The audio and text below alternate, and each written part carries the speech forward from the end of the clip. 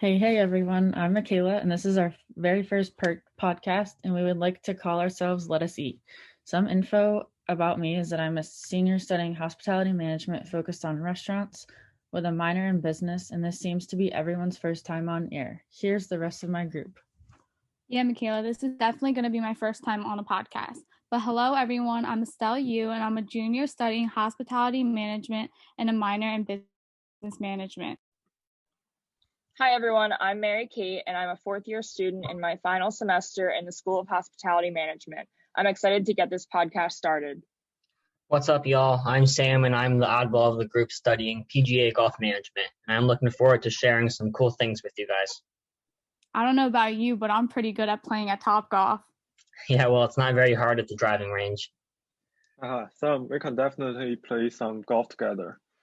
Last but not least, hey guys, thanks for listening in. I'm Xiushan, and I'm graduating from Penn State this May with a degree in hospitality management. That's it for our intro. So since this is our first podcast, on today's first episode, we will be hearing from multiple desks and on an article that they have chosen and their insight on it. Now let's get it started.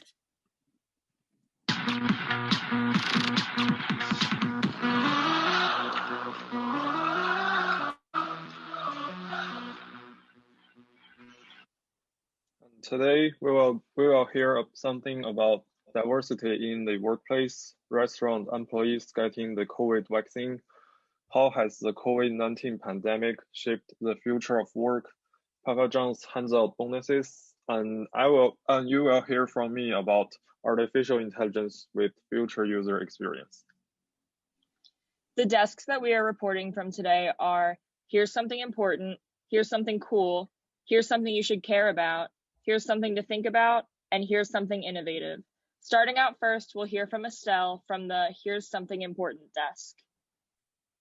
Hi everyone. My name is Estelle again, and I'm reporting from the desk. Here's something important. Every day we are based on our capabilities by our gender, race, religion, and such. Don't you guys agree? Yeah, I can definitely quote you on that. Yeah, it's really becoming a bigger problem today in our world. My article that I'm going to go over is called How to Expand Diversity in the Workplace, published on January 9th, 2021 by Lauren Weber on the Wall Street Journal. This article discusses a civil rights lawyer, Cyrus Mary, and the future of racial equality in the workplace. Mr. Mary wants innovation that fit the American spirit, and that's about fair competition, giving people a fair shot, and a merit-based decision. He goes on and talks about how social science shows that having multiple diverse candidates or women candidates has a monumental impact on outcomes. Overall, my input on this article would be that I 100% agree and support what Mr. Mary is saying and doing. We should expand diversity to get the best outcome in our businesses and everyday lives. The way someone works and does things should not be based on our skin color or race. We need to see beyond that and understand each other as a whole and not on just what we see. Next, we will hear from Mary Kate and her insight on President Biden and COVID vaccines in the restaurant industry. I agree with you, Estelle. What an important article to share today. This is Mary Kate back with my desk called Here's Something to Think About. My article is titled, Should Restaurants Make COVID Vaccines Mandatory? This article was posted in December 2020. It talks about how the National Restaurant Association recently wrote a letter to President Joe Biden urging that food service workers should be considered in the first groups of vaccine recipients. Their argument is that food service workers need to be safe in order to keep food and agriculture supply chains up and running. Many managers have concluded that they do not think they can make a vaccination mandatory, but they are going to strongly encourage all employees to get the vaccine. As a restaurant worker myself, I was eager to get my vaccine as soon as I had the chance, but I did have to wait my turn for a while so frontline workers could get it before I did. I think Mary Kate brought up a good controversial point. It should be up to the workers whether they get the vaccine or not. I think as long as workers are safe with washing their hands and following social distancing, everyone will be healthy. It is the guest's opinion to choose to come out to eat or not, and I don't think workers should have to get the vaccine if they don't want to. If workers aren't feeling well, they shouldn't come to work. This is definitely something to think about, whether you would feel safer dining out if you knew the workers were vaccinated. Next, I will be passing it off to Mikayla, who will tell us about how the COVID-19 pandemic shaped the future of work. Hi again, everyone, and I'm Mikayla, and I will be reporting from the Here's Something We Should Care About desk. I will be talking about how the COVID-19 pandemic shaped the future of work. This article was written on November 16th, 2020. Everyone should care about this topic because uncertainty has become the new normal in 2020. Employers and employees are learning how to develop more collaborative decision-making processes. There are also more responsibilities and workplace rights within the pandemic to keep people safe and following certain protocols. Some interesting details include everyone works from day to day now, and we don't know what is going to happen, so everyone should learn to be flexible. While working in the restaurant myself, there has been a lot of communication and employees having to step it up. I agree with this article that everyone should be stepping it up and learn how to be a team player during these hard times. Everyone should take breaks from their work, I think. Exactly. In addition, employers are learning how to collaborate between managers and employees and make decisions to make employees and guests safe. There are more responsibilities such as cleaning more and more safety standards to follow. The article talks about how the pandemic is impacting low-wage earners because people are getting their hours cut because companies are having to cut down on labor. The discussion arises that employees should be allowed to take more time off and unemployment benefits when they are sick. Some advice to practicing managers is that during these hard times, employers and managers should learn to be a little more lenient, but to an extent. People that have kids are especially having a tough time right now, and I think employers should be more flexible during these times. I will be passing it off to Sam, where he will be reporting from the Here's Something Cool desk. Hi everyone, again my name is Sam and I'll be reporting from the Here's Something Cool desk. And first I just wanted to comment on a great point that Mikayla brought up. COVID has brought many challenges for employers and has caused them to have to make tough choices and that they have never had to make or think about before, especially relating to the safety of its employees and what can be done about it. This ties in perfectly to what I'm going to talk about, which is how Papa John's is paying up. Papa John's, I'm gonna start getting hungry over here. Yeah, me too. It's definitely one of my favorites.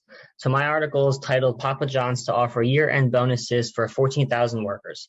And as we all know, 2020 was a very difficult year for everyone, especially frontline fast food workers. They are not paid very well and they risk their lives each and every day interacting with many different people during a worldwide pandemic. Papa John's understood this and wanted to show appreciation for their workers. So at the end of last year, they spent $2.5 million to give bonuses to 14,000 of its workers. This instantly changed the lives of many workers as any extra income, especially around the holiday season, makes a big impact on them. Many other companies and managers could use this same tactic with their own employees because it will make their employees much happier, which in turn will probably cause them to do a better job at work and be more committed at work, which is what, of course, every manager wants from its employees. And lastly, we are going to hear about something innovative. Hello, it's me, Xiushan again. I agree with Sam. The frontline workers should get some bonuses, especially under this difficult time. A little financial help might mean a lot to them. And I will be reporting from Here's Something Innovative desk. I will be talking about the future of artificial intelligence. The article of my choice is called The Future of User Experience Design Starts with AI. And it is from the website called The Fast Company. And the author is Fast Co-works, which is the Fast Company's branded content studio. And the article was first published on October 20th, 2020.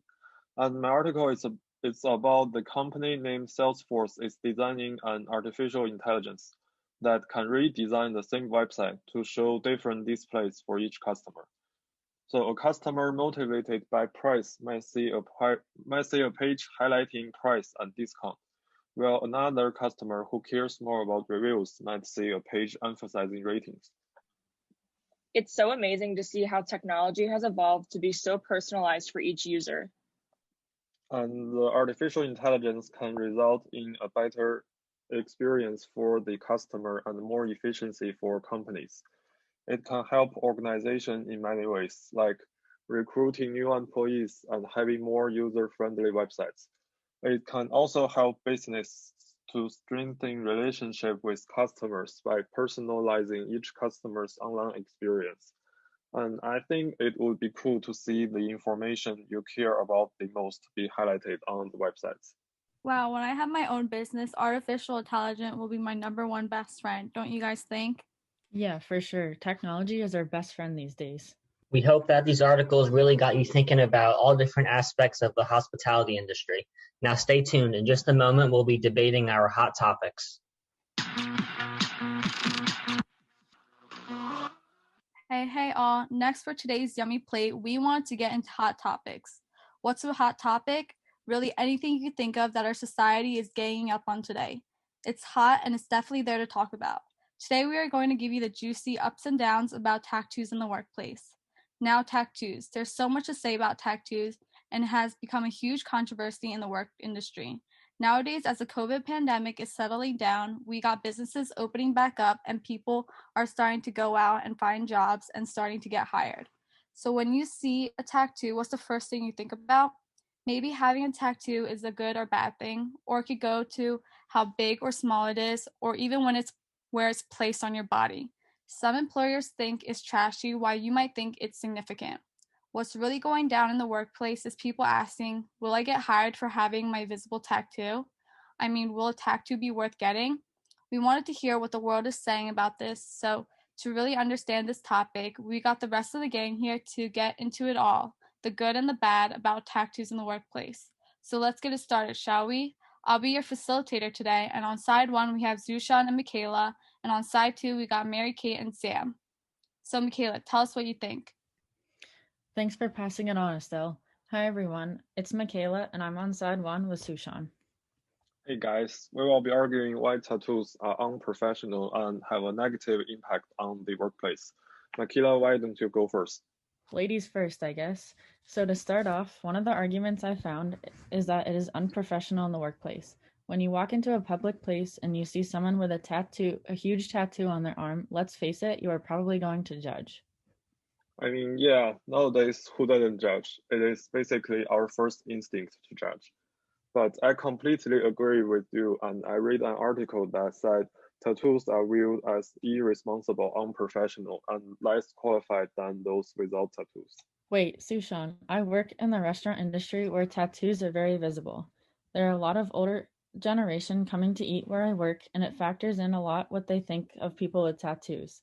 I want to mention that tattoos can scare customers away.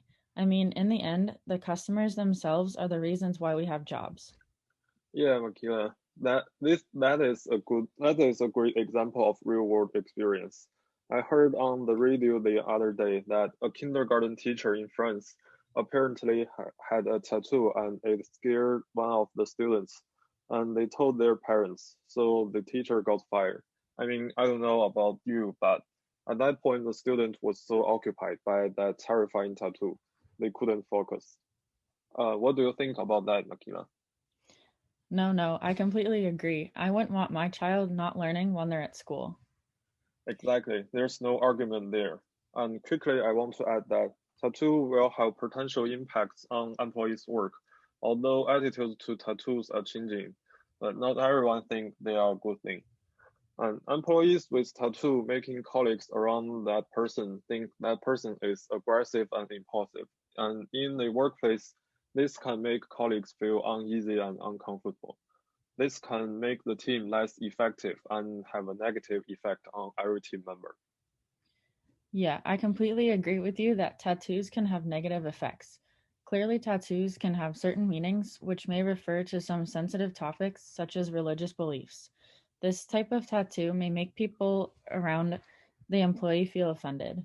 Even if the coworkers don't care if the employee has a tattoo or not, they might be uncomfortable with a tattoo that has a special meaning. Don't you agree, Sushan?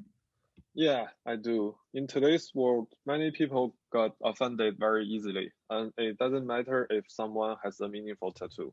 Customers will still see them as unprofessional. I mean, come on now. No, really. I mean, think about going to a job interview yourself. I heard that tattoos may make a person have a less chance of being hired. And even research shows that about 76% of people think that tattoos will hurt an applicant's chance of being hired during a job interview. Isn't that a big number? I definitely agree. And there's a big number on my end.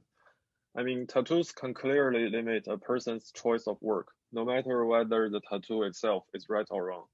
Many industries do not welcome employees with tattoos, such as law enforcement and the government. Although many industries do not ban tattoos, tattoos do affect a person's promotion at the workplace. That's it on my end. Yeah, it's better to think twice before getting a tattoo. That's lots of good information, side one. Side two, you want to start us up on your side? Yeah, so now some ears might perk up when listening to our side. Hi everyone, it's Mary Kate again, and I will be representing the opposing side, why tattoos should not matter in the workplace. And I'm Sam, and I will also be representing the opposing side with Mary Kate. I'm going to start off with some good, juicy facts that we found about why employees having tattoos does not negatively affect the business. So listen to this. So to start off, according to a 2016 Harris poll, 29% of Americans have at least one tattoo, and nearly 40% of workers younger than 30 have tattoos. Yeah, and that's a statistic from 2016. So think of how much this might have increased since it's about to be 5 years later.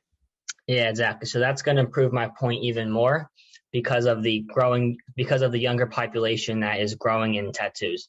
And in fact, 1 in 3 managers will not even consider applicants who have tattoos.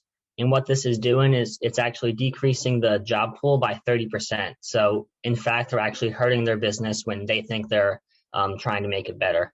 And what this means even more is that as more time goes on and younger people get older, that it's going to reduce the job pool even more for these managers. Isn't that crazy? Yes, Sam, I heard about how the percentages are decreasing and helping the people with tattoos. I wanted to say something too about how having tattoos on your body does not correlate with job performance. In this article I read, Dana Wilkie said one hiring manager might see tattoos and see them as showing a rebellious and possibly irresponsible personality, but another hiring manager might see the tattoos as creative and progressive. Additionally, I found a study that after surveying 2,000 people in the United States, people with tattoos were no less likely to be employed than those without tattoos. Yeah, exactly. That's exactly what I'm saying, that tattoos are really becoming more accepted and they should make no difference when getting hired. According to some research that I did, I saw that younger people have a much more favorable position on tattoos for blue collar jobs. And what this means is that as time goes on and the younger population becomes the dominant population, they're really not going to care if workers have tattoos or not. Yes, so listen to this. The other day I heard this firsthand from alumni guest speaker Gregory Budo, who works as a manager at this property called the Scarlet Pearl Casino in Mississippi. They have a company policy that requires any tattoos to be covered up. He told us how any employee who does not have a tattoo covered up with either clothing or a bandage will face disciplinary action. This further proves that being tattooed does not impact job performance because the tattoos are still there whether they're covered up or not, and the employee is able to do their job just the same. Yeah, Greg made a really good point there, which leads me to my next question. Is it discrimination or simply not morally right to judge or not hire someone based on their appearance? I mean, people are feeling discriminated against and they shouldn't be at all. We can see that tattoos, regardless of their meaning or presentation, have been historically associated with low social class. And this association, rooted in racial and cultural stereotypes, needs to be left in the past. I agree. Just like it's not okay to not hire someone because of their skin color, height, weight, or religion, it's not okay to not hire someone because of some ink they have on their skin. You heard it from Greg. It doesn't affect how you work at all. Thanks, guys. Listening to both sides on what they are saying, there is definitely some things to talk about. I want to hear from Mikayla. You said that in the restaurant you work at, tattoos are visible. So tattoos are clearly allowed in your workplace. Is tattoos allowed because of the place you work at? Yeah, in my workplace, a lot of people have tattoos. However, a lot of people keep them covered because of professionalism and not scaring customers away. I witnessed my friend at work get questioned at work by how many tattoos she had and what they meant. This made her very uncomfortable. Mary Kate, do you want to add something to this? Yeah, I think that tattoos in the food and beverage industry are okay. When you think about bars especially, there's usually not a strict dress code for employees, and many bartenders and bar managers have lots of tattoos. Do you have personal experience that makes you feel this way and as though only certain employees can have tattoos? I actually don't have any tattoos at all, and I don't ever plan on getting any, but I think this just adds to my point that you don't have to be tattooed to realize that they don't make a difference in job performance. That's a good point. Does side one want to comment on what was just said? I don't have any tattoos either, but with my work experience in the restaurant industry, customers really don't seem to like tattoos. So if anyone has a tattoo where I work, we have to keep them covered. Keeping them covered seems like a lot, especially in the summer. Don't you guys think? Yeah, Estelle, I want to say that I think the most important thing here is how customers feel about the employees with tattoos when they are the ones paying. Yeah, and like I said earlier, as time goes on, customers are not going to care if employees have tattoos or not.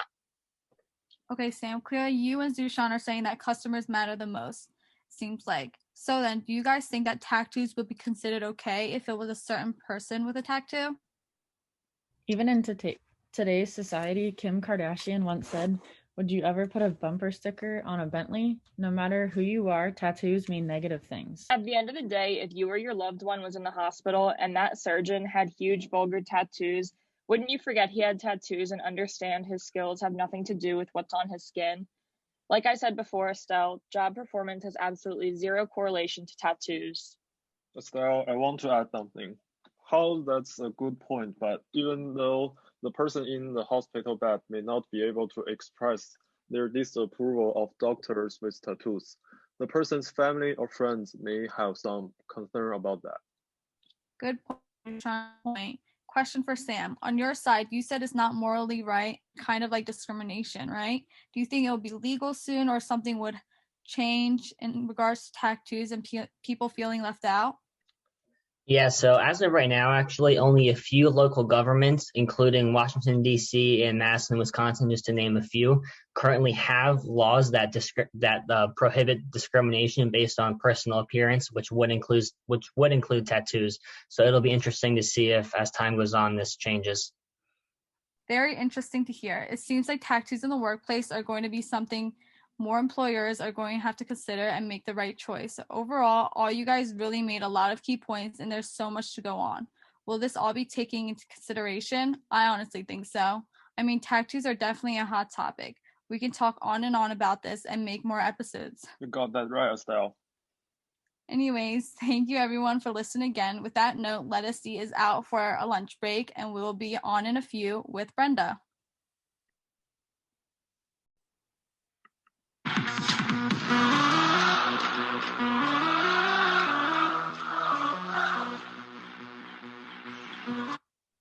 Welcome back, everyone, and thanks for listening to this episode from our podcast, Let Us Eat. The next topic we are going to talk about is the real-world perspective, and we have a guest speaker today to share her unique thoughts and opinions about some questions we prepared, and we are looking forward to hear some great answers. Today we are welcoming our guest Brenda Hall. She works at Conference Services and Commons Desk Operations, and she was an assistant manager at Potluck Dining Commons. As a student success manager, she offers the opportunity to manage, train, and coach student coworkers. She assists in providing resolutions and guidance to stakeholders on how to improve employee efficiency and training based on their skills and pursuing majors. She also holds a pastry degree and then went on to become a pastry chef at Four Seasons Hotels and Resorts. She also is a Penn State alumni and was part of the Blue and White Society, so I'm especially happy that I get to talk to her as a Penn State senior. Hi, Brenda. Thank you so much for joining us today. And again, my name is Sam, and I'm majoring in PGA Golf Management, and I will start us off with our first question. So what do you think is the most pressing human resource issue facing the world of work today? Currently with COVID and how that's ended our work is how to work from home and be able to separate your work life from your home life. I think that now we're working constantly, and because we're home, we don't know when to take a break. Mm-hmm. And I think that's in my meetings and conversations with my colleagues, that's one of the issues, that you just are home and your computer's there and your work is there. So you're just constantly working and you're not taking care of you as an individual and taking those breaks that you need to be able to balance your personal and your professional life. Yeah, no, that definitely makes sense. And then do you think as the pandemic kind of comes to an end, do you think that's going to continue, or do you think as we move back into work in person, that'll kind of help that process, like you said, of separating your home from work life? So I think it depends on each company. I think that our new normal is probably going to be remote work for some of us. Like I don't think, and I don't think we're all going to be in one location at the same time. Yeah. Like before. So I think that in some of the articles I've read, there's companies that are now really thinking about that, how to let their employees know that it's okay to unplug from work. Okay, yeah, definitely makes sense. It'll be interesting to see, how that works as we move on in the next few years. Okay, so I'll be passing over to Xiushan for our next question. Hi, Brenda. My name is Xiushan, and the question I have for you is, from your vantage point, how has the pandemic changed the workplace most significantly? And what is most different today than it was a year ago?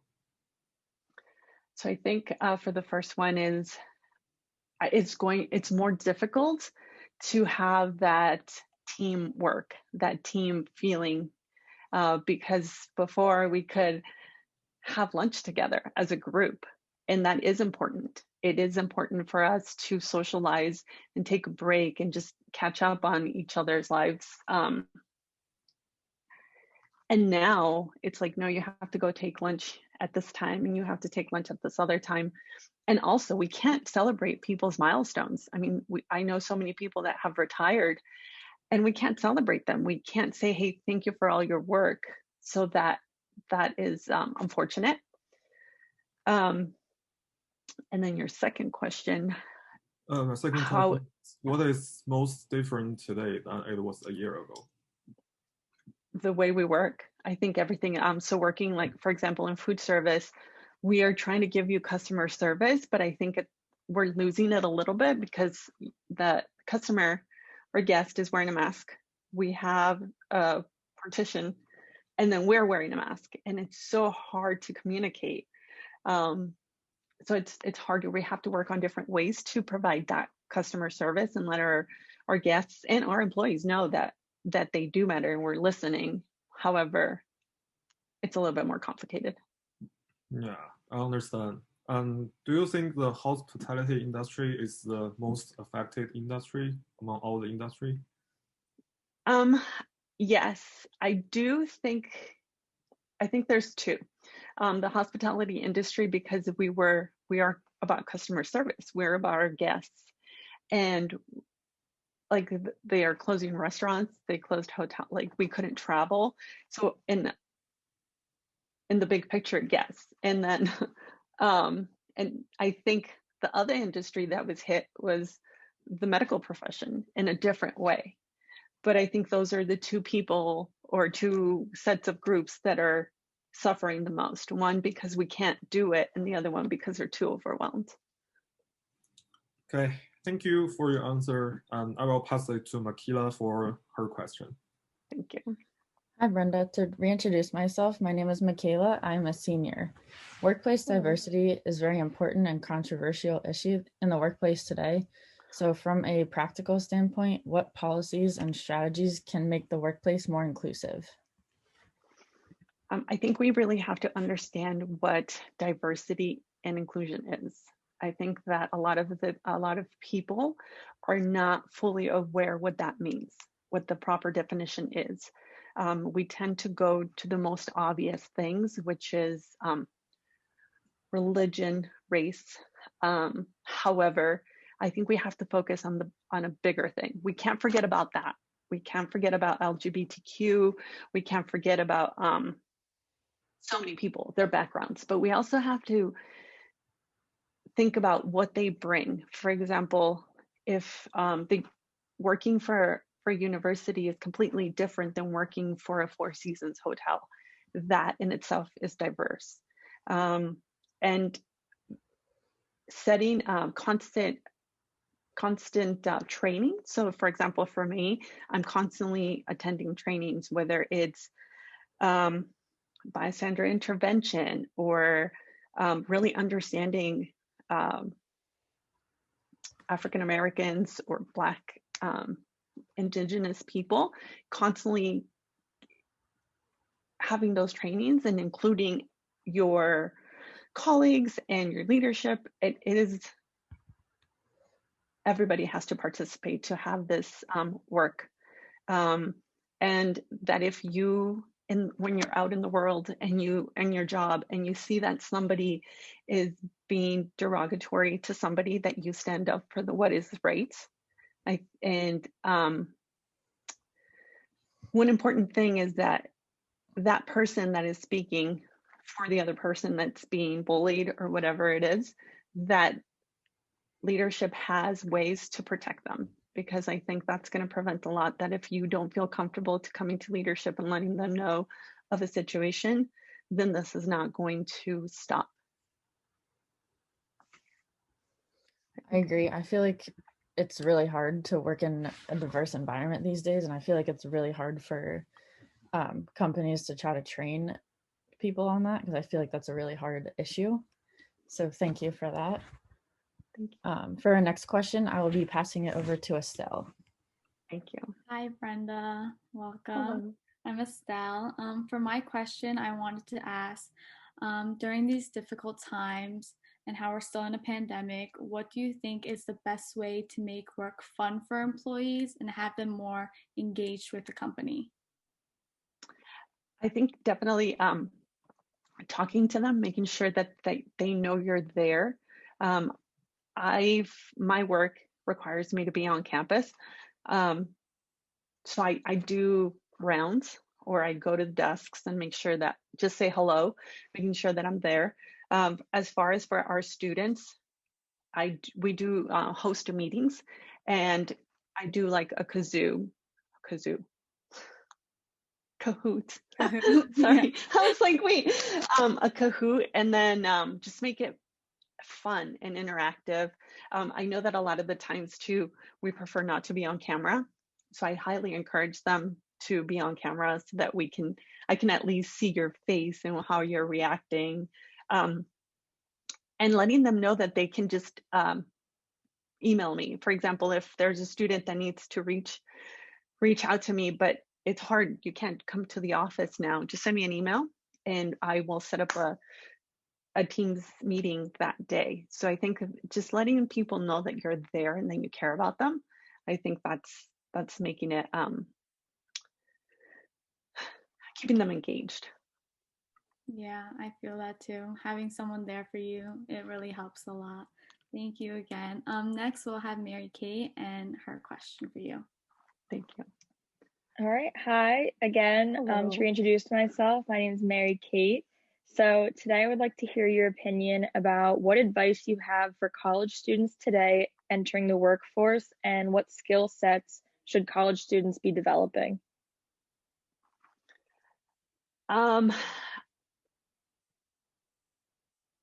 So I think that something that I did, and I always looked around, and for example, you learn from your professors, and sometimes we have great professors, and sometimes we have not so great professors. But they all taught me something. Every single person that I have worked for has taught me something. Either I want to be like them, or I don't want to be like them, or I want to be better than that. And just know what you really want to do when you grow up, and be open to opportunities, because that could be a life-changing experience. So just try your best. Don't let people tell you can't achieve something, because you can. And like I said, just you learn by example. You really do. So learn from the good and learn from the bad. As far as skill sets, I know in this day and age, we're really connected to our phones. We love our phones. And your generation loves it more than I do. But be in the moment. Don't try and record everything, because then you're lost.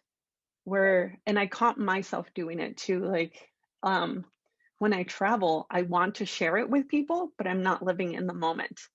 And that's also the same thing with your guests. When you're out at your jobs, you're going to be stressed. There's going to be so many things that you need to take care of. But if you just live in that moment, it's going to give you a different perspective. And just listen, look around, and you will learn a lot. And you'll get to experience a lot more than if you're looking through the lens of a phone. Thank you. That's great insight, especially for someone like me and all the other young people who are just a few weeks away from entering the workforce. It is. Thank you. Okay, so that's going to wrap up this segment of our podcast. We want to thank you again, Brenda, for joining us on our podcast and providing us with some amazing insight into the hospitality industry.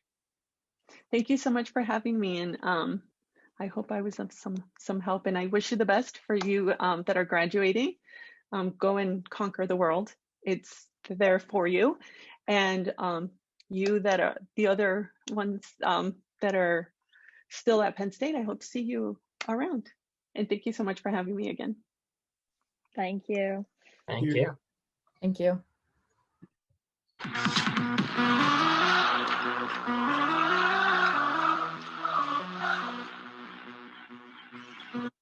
And that's going to wrap up our podcast for today.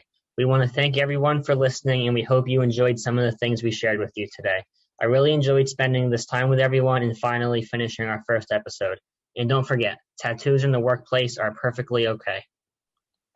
Me too, Sam. This was definitely something I crossed off my bucket list. I really enjoyed this with you guys, and I hope everyone listening felt that they learned more about the world of HR. Yeah, I really had a lot of fun today. Come on, everyone, please subscribe to our podcast to continue and listen to more hot topics, which was my favorite, and so much more. Yeah, hit that like button. In this episode was a blast. I learned something new and enjoyed what we all had to say. Oh, Sam, don't forget about our golf outing. Me too. Thanks again. I hope everyone enjoyed listening to our podcast and learned a lot about tattoos in the workplace. Catch us next time. Let Us Eat is out for lunch.